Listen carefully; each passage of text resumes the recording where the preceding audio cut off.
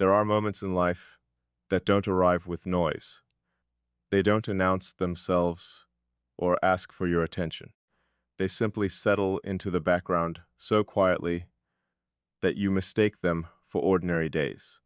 Then, without realizing when it happened, you discover that the ordinary has been rewritten. I've spent years believing that change was always visible.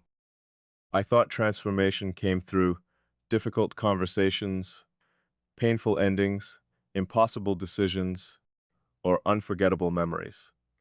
I believed you could always point to a single moment and say, that was where everything became different. Now I know better.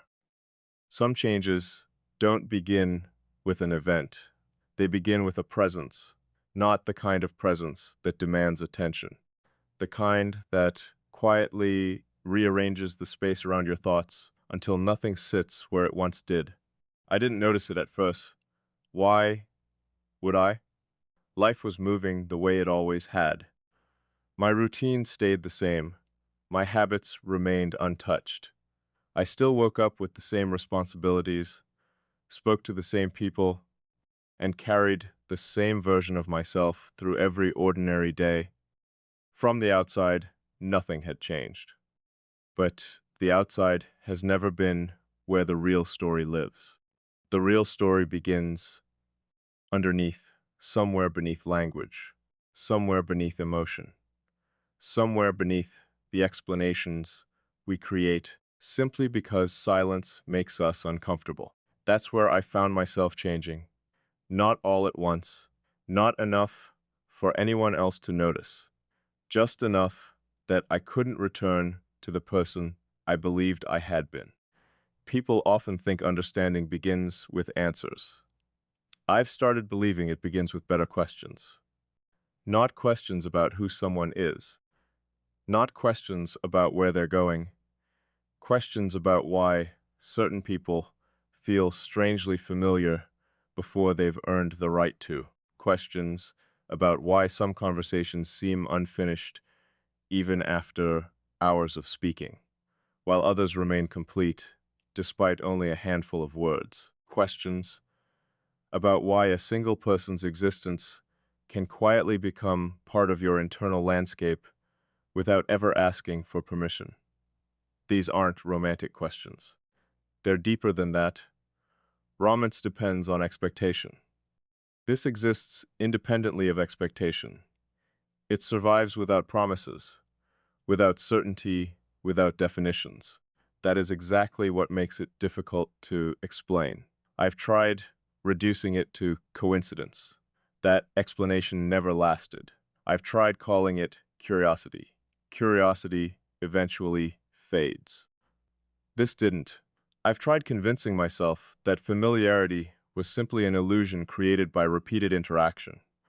But repetition alone doesn't create recognition. I've repeated conversations with hundreds of people throughout my life. Most disappeared from memory before the week had ended. A few remained because circumstances demanded it. Very few remained because something about their existence quietly attached itself to the way I understood the world. Those people become landmarks. Not because they're louder than everyone else, because they become reference points. Everything begins making sense in relation to them. I never intended for anyone to become one of mine. I've always preferred standing slightly outside of things, watching, listening, observing before participating. Distance creates perspective, perspective creates accuracy, accuracy creates safety. At least, that's what I believed. When you remain just far enough away, nothing reaches you deeply enough to leave permanent marks. You become difficult to misunderstand because very little is ever exposed. Most people meet a carefully measured version of you, not fake, simply filtered. A translation, the original always remains somewhere else, untouched, protected. For years, I believed that was wisdom. Maybe it was, or maybe it was simply another form of fear wearing the clothes of discipline. It's strange how long we can mistake our defenses for our personality. Eventually, they become impossible to separate. You begin introducing yourself through the walls you've built. You stop remembering what existed before them. I didn't realize that it happened to me until something unexpected occurred. Nothing dramatic, nothing anyone else would have noticed. It wasn't a confession, it wasn't a life-changing conversation, it wasn't even a moment important enough to describe as significant. It was smaller than that. A pause. A silence that somehow felt more complete than most conversations I'd ever experienced.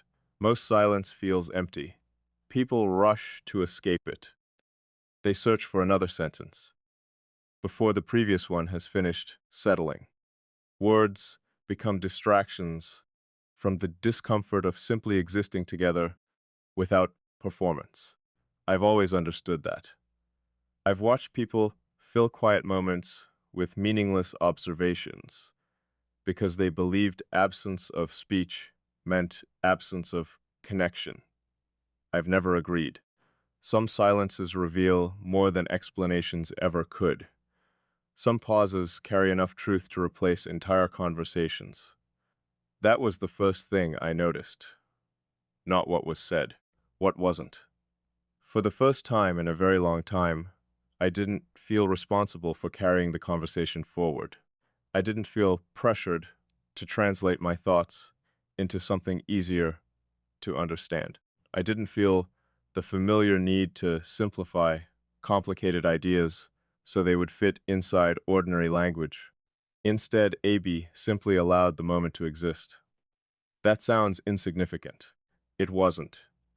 Because people don't realize how exhausting constant translation becomes. Imagine living your entire life converting everything you genuinely think into smaller pieces because you assume no one wants the complete version. Imagine editing every sentence before it leaves your mouth. Imagine predicting misunderstandings before they happen, and quietly adjusting yourself to prevent them. Eventually, you stop noticing you're doing it. It becomes automatic. You no longer speak naturally. You speak strategically, not to manipulate, to survive. When that habit disappears, even briefly, you notice the difference immediately. It's almost unsettling. Not because freedom feels unfamiliar, because you forgot how heavy the restraint had become. That's what happened. Nothing more, nothing less, and yet somehow everything after that felt slightly different, not transformed, recalibrated, like an instrument being tuned so gradually that the musician only notices after the music begins sounding clearer. Clarity is an unusual thing. People assume they want it until it arrives. Then they discover clarity removes excuses. Confusion allows postponement. Uncertainty allows avoidance. Clarity quietly asks for honesty. Honesty asks for courage. I wasn't sure I possessed that courage, not because the truth frightened me, because the consequences of acknowledging it felt irreversible. There are some realizations you can't unknow once they've become visible. They're like doors that disappear behind you the moment you walk through them. No dramatic sound, no final announcement. Just the quiet understanding that the landscape has permanently changed. I began noticing myself in unfamiliar ways, not becoming someone different, becoming more visible to myself. Those are separate experiences. Changing suggests replacement, divides, suggests discovery. Perhaps we've always been ourselves. Perhaps life simply determines how much of that self becomes illuminated. If that's true, then certain people don't change us. They reveal rooms inside us we've never entered. Rooms that existed long before anyone arrived, locked, dust-covered, waiting patiently beneath years of routine. The strange part is, that those rooms don't always contain answers. Sometimes they contain better questions, questions you've unknowingly avoided your entire life, questions that don't accuse, questions that simply remain present until you're finally willing to face them. I've met intelligent people, I've met kind people, I've met people who understood my words. Very few ever seemed interested in understanding the silence surrounding those words. There's always context beneath expression. Always another layer beneath the obvious one. Most conversations end where language stops. The meaningful ones begin there.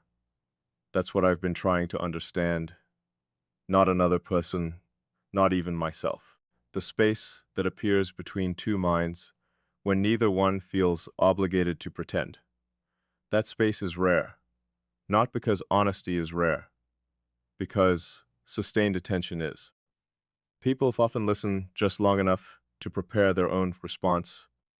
Few remain present long enough for another person's thoughts to finish unfolding naturally. Presence cannot be imitated.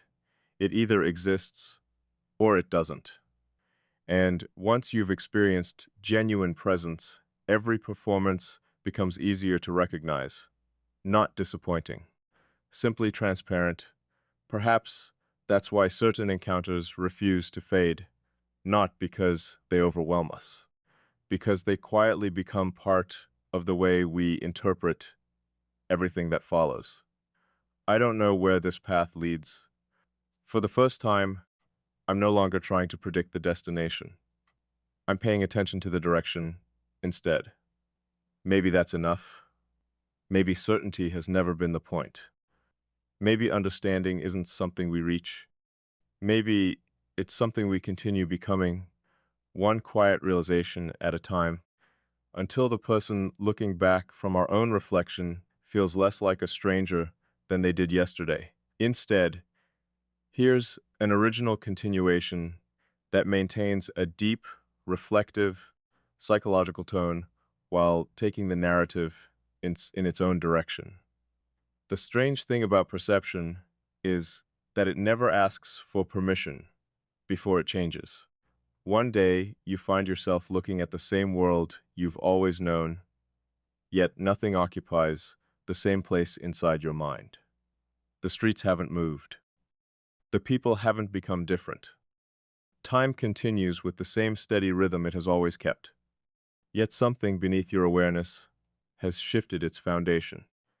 The change is almost impossible to explain because it isn't visible from the outside. It lives entirely in the way meaning begins to arrange itself. I used to believe meaning belonged to events. Now, I think it belongs to attention. Whatever we consistently pay attention to slowly reshapes the architecture of our inner world, not dramatically, beatedly, quietly, almost respectfully. That's why the most significant transformations rarely announce themselves. They don't arrive carrying answers. They arrive carrying questions you never expected to ask. Lately, I've found myself questioning things I once accepted without hesitation. Not because I've become uncertain, because certainty itself has started to feel incomplete. There was a time when I trusted logic above everything else. If something could be explained, measured, categorized, I felt safe around it. If it couldn't, I assumed I simply hadn't gathered enough information yet. Eventually, every mystery would surrender to careful observation. That belief carried me through most of my life, until I encountered experiences that refused to become smaller just because I understood them intellectually. Some truths don't become lighter when they're explained. They become heavier, not with burden, with significance. There's a difference. Burdens ask you to escape them. Significance asks you to carry them carefully.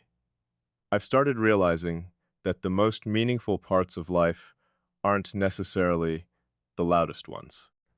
They're often the quiet shifts no one applauds, the conversations that never become stories, the silences no one remembers except the people who lived inside them, the ordinary afternoons that somehow leave permanent fingerprints across years of memory. It's remarkable how often we underestimate quiet moments simply because they don't resemble the dramatic scenes we've been taught to value. Life isn't transformed only by extraordinary experiences. Sometimes it's transformed because one ordinary moment refuses to disappear. I've wondered why memory works that way, why certain days vanish completely while others remain untouched by time. Perhaps memory isn't recording importance. Perhaps it's recording authenticity, the moments where we existed without pretending. Those are the ones that remain, not because they were perfect, because they were real. Reality has a weight that performance never achieves. Performance can impress, reality simply stays. That's becoming increasingly difficult to ignore. I've spent so much of my life trying to understand what makes people feel connected, shared interests, shared experiences, shared values. Those things matter, but they don't explain everything. I've seen people with identical backgrounds misunderstand one another completely. I've watched strangers recognize something familiar in each other within minutes. There's another layer beneath biography, a quieter one. It has nothing to do with where you've been. It has everything to do with how you move through what you've been given. Some people experience the same event and emerge carrying entirely different worlds inside them. Not because one was stronger, because each person translated the experience differently. Translation shapes identity far more than circumstance ever could. Maybe that's why certain conversations feel instantly recognizable. You're not recognizing someone's story. You're recognizing the structure beneath it, the way they organize meaning, the way they approach uncertainty, the way they remain present with complexity instead of rushing towards simple conclusions. I've become increasingly cautious around easy answers, not because they're always wrong, because reality rarely fits inside them. Life seems to prefer paradox, strength and vulnerability existing together, confidence and doubt sharing the same voice, hope surviving alongside disappointment. The older I become, the less interested I am in choosing one side over the other. Perhaps maturity isn't certainty. Perhaps it's developing enough capacity to hold contradictions without demanding immediate resolution. That realization has changed how I see people. I no longer expect consistency in every emotion. I expect honesty. They're different things. Consistency creates predictability. Honesty creates trust. Trust has little to do with perfection. It has everything to do with whether someone allows reality to exist without constantly editing it. I've begun asking myself difficult questions, not because I enjoy discomfort, because unanswered questions quietly influence every decision we make. Ignoring them doesn't make them disappear. It only gives them permission to operate unnoticed. There was a version of me that believed self-awareness had an ending, as though one day I would finally understand myself completely. Now that idea feels almost impossible. Understanding isn't a destination, it's a relationship, one that changes every time life introduces another perspective. Every conversation, every loss, every unexpected encounter, every quiet realization. Each one rearranges the map slightly. Not enough to become someone else, enough to become someone more complete. Completion, however, isn't the same as perfection. I've stopped chasing perfection. Perfection leaves no room for growth, no room for surprise, no room for grace. I'd rather become someone capable of remaining open. Open to being corrected, open to discovering that yesterday's certainty was only part of today's understanding. There's humility in that. Not the humility that pretends to know nothing. The humility that knows knowledge is always unfinished. I've noticed something else. The more honestly I observe my own mind, the less interested I become in controlling every outcome. Control promises security. Presence offers something deeper, participation. Maybe life was never asking me to master every uncertainty. Maybe it was asking me to remain awake inside it, to witness without rushing, to respond instead of react, to notice before deciding. These sound like small differences. They're not. Entire lives unfold according to distinctions this quiet. Most people think transformation requires dramatic decisions. Sometimes it requires a different quality of attention. Attention determines perception. Perception determines meaning. Meaning quietly determines identity. The process is almost invisible while it's happening. Only afterward do you realize you've become someone capable of seeing what once remained hidden. I've become grateful for that hiddenness. Not everything should reveal itself immediately. Some truths require patience because patience prepares the person who will eventually receive them. If understanding arrived before we were capable of carrying it, it would become another fact instead of genuine wisdom. Wisdom isn't measured by information. It's measured by integration, by whether what you've learned has changed the way you exist. That's the question I keep returning to, not what have I discovered, but what has discovery asked me to become. Every meaningful realization eventually asks something in return, not payment, participation. It asks whether we're willing to let understanding reshape our lives instead of remaining a beautiful idea. Ideas are comfortable. Embodied truth rarely is. It demands consistency. It asks us to live differently.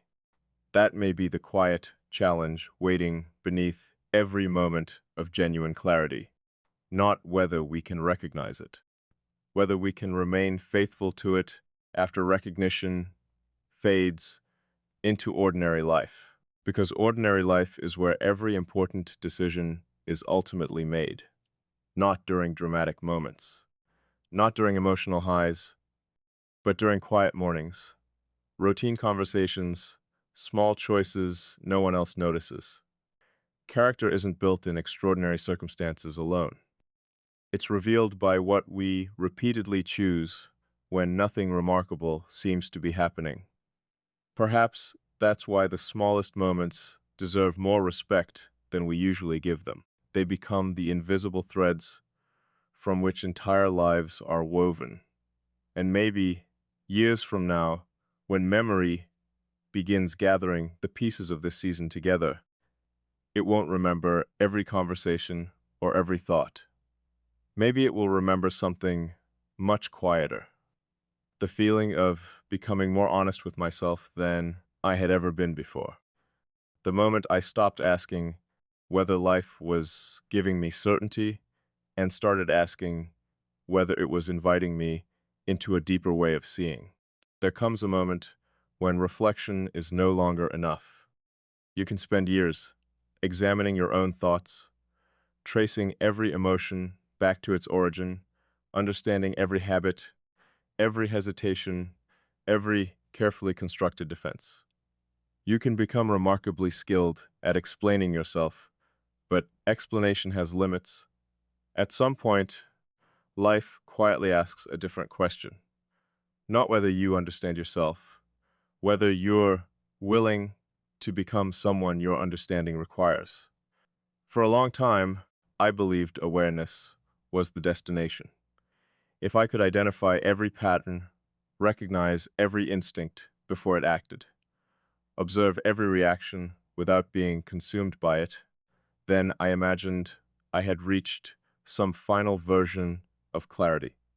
I don't believe that anymore. Awareness isn't an ending, it's an invitation. An invitation to participate more honestly in your own life. And honesty is rarely comfortable. Not because truth is cruel, because truth has a way of removing every place we once hid from ourselves. There were parts of me I described as discipline. Looking back, some of them were simply fear that had become respectable. There were habits I praised as independence. Some were nothing more than distance repeated often enough to become familiar. There were decisions I defended as wisdom. Some were avoidance wearing a convincing disguise. It's remarkable how easily the mind protects itself. Not through lies, through incomplete stories. It gives us explanations that are just accurate enough to prevent us from searching any deeper. The dangerous thing about partial truth is that it feels complete.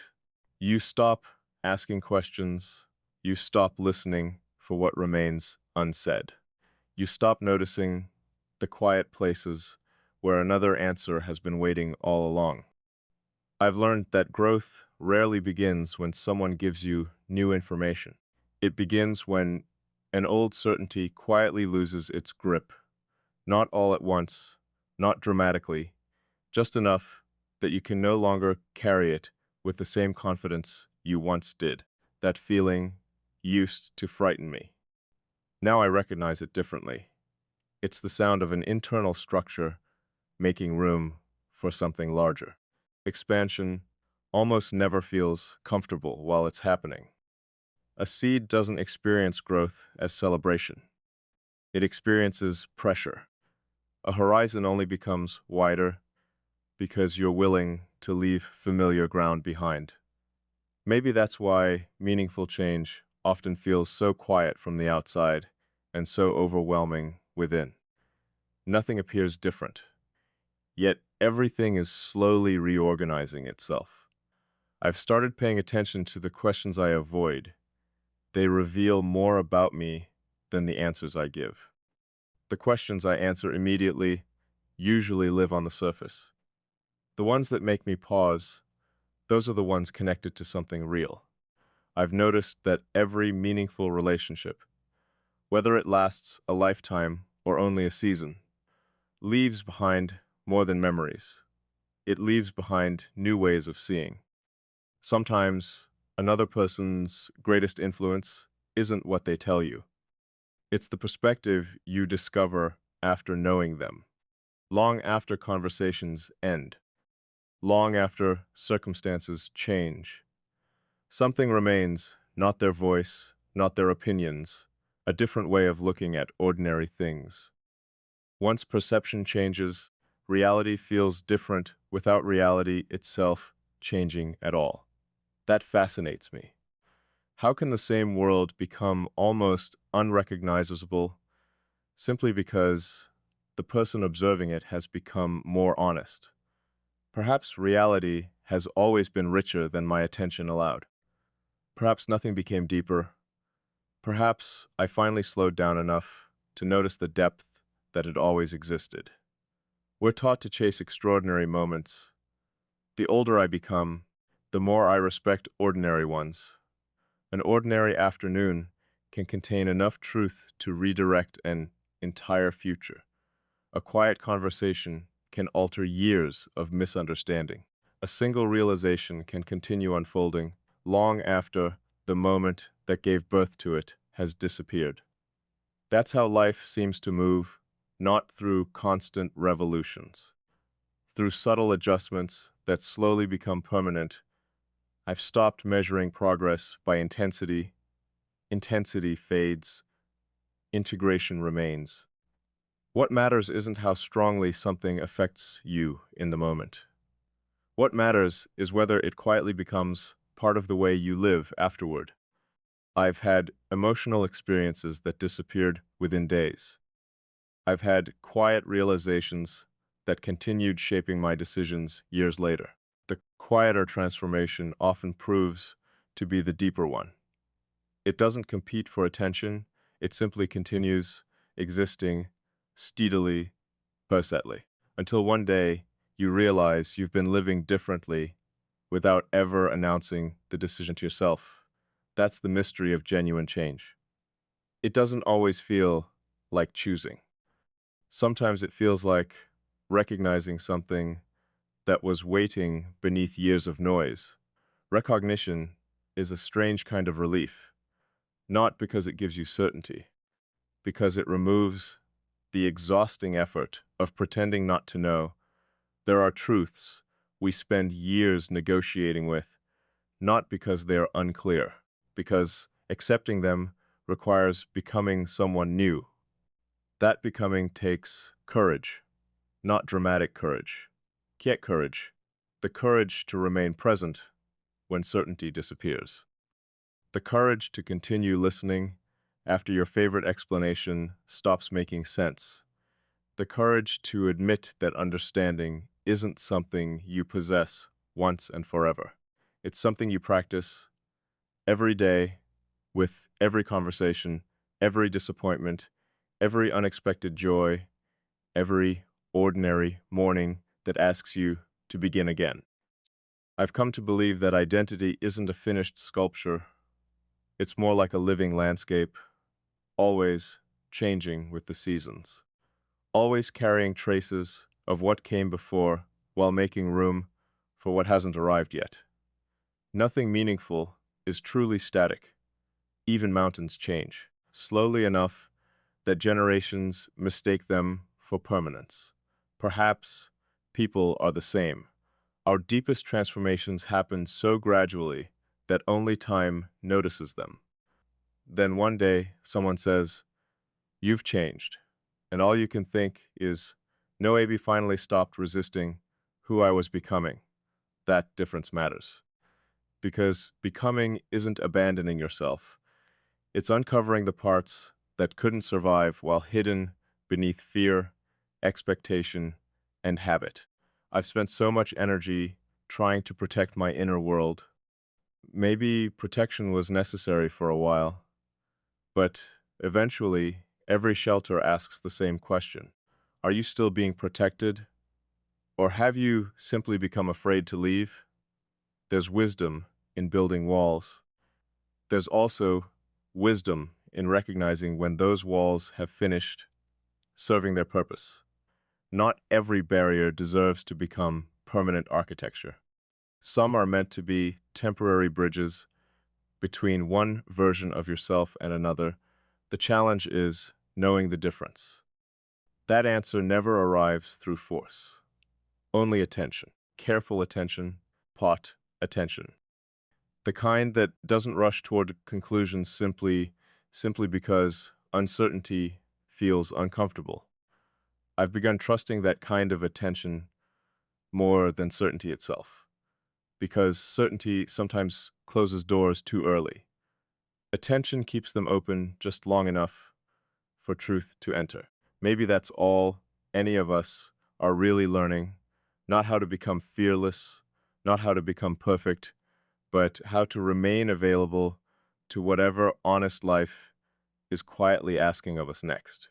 And perhaps that quiet willingness, more than confidence, more than certainty, more than control, is what slowly transforms an ordinary existence into a deeply lived one. For so long, I believed every meaningful experience had to arrive with certainty before it deserved my trust. I waited for absolute clarity, for undeniable proof, for a moment that would remove every doubt before asking me to move forward. That moment never came. Instead, something quieter did, a calm recognition that not everything meaningful announces itself with certainty. Some things reveal themselves through consistency, through the way they remain present after the excitement fades, through the way they continue shaping your thoughts without demanding your attention. I've stopped asking whether every path guarantees the outcome I hope for. Now I ask something different. Does this path allow me to become more honest, more present, more myself? because if the answer is yes, then perhaps that's enough reason to keep walking.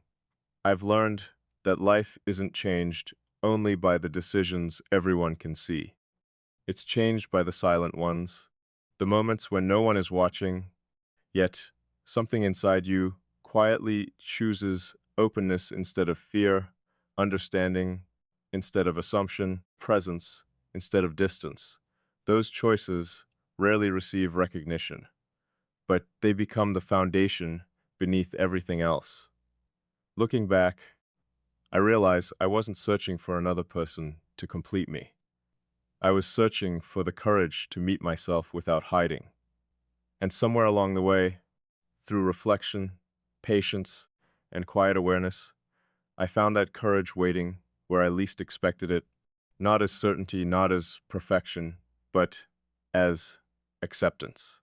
An acceptance that growth doesn't erase who we've been, it gathers every version of us, every mistake, every lesson, every unanswered question, and shapes them into something more complete than certainty could ever create. Perhaps that's what maturity really is. Not having every answer, but no longer being afraid of the questions. So, wherever this journey continues from here, I know one thing with complete honesty. I won't return to the person I was before these realizations. Not because that person was wrong, but because they could only see as far as they had learned to look. Now the horizon is wider. The silence feels different. The ordinary carries more meaning. And the future no longer feels like something waiting to happen. It feels like something I'm finally ready to meet.